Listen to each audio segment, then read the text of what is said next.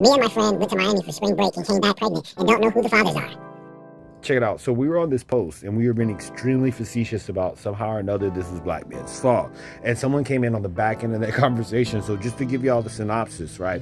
We were talking about generational curses not too long ago, right? Breaking those up, childhood trauma, things of this nature. And the thing is that fell off the face of the map for some reason or other. We have a couple of hunches why. First and foremost, if we were talking about the deadbeat dad absentee father, which turned out to be a myth proved by the CDC, and everybody was really questioning the origin instead of if it had been fact, they would have been praising it and you would never have heard the end of it to this day.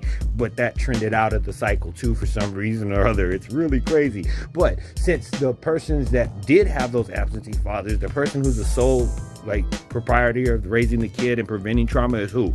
Here, what's the difference between a baby mama and a widow? Nothing. You're in charge. That's you. The widows don't. And no, you don't hear that. And then the thing is that women, because boys and girls are different, testosterone, estrogen, it's not the same thing. You have to, you faking masculinity isn't going to get it into your boy, we promise you. And then it doesn't make you actually masculine. But the point is, it's been coming out that the mothers are the root of all evil. So that's why people stop talking about it. It's the same thing coming in on the back end of the conversation about what you bring to the table, because females started asking that question and they found out that the average black income from a man is slightly higher than that of a woman's. So when they were talking about we need a man to provide, but then you're making it's nowhere close to the man that could provide for you. So now those dudes don't want you because you look money grubby. And then the dudes that are your quote unquote equals, but are technically superiors economically, don't want you because you look greedy. And y'all wonder what's going on with the birth rate. But no.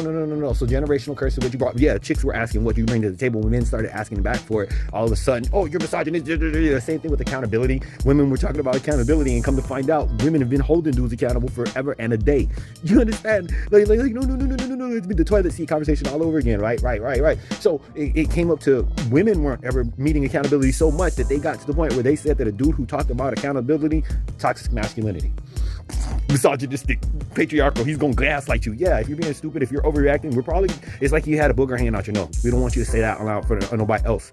Because you're gonna embarrass you, you're gonna embarrass us, it's gonna be a thing, we're gonna have to hear about it. People are gonna remind, here, listen, there's a girl that our ace was hanging out with, right? And she said, it's a bit nipply out here. And every so often when we speak, we remember to laugh at her to this day.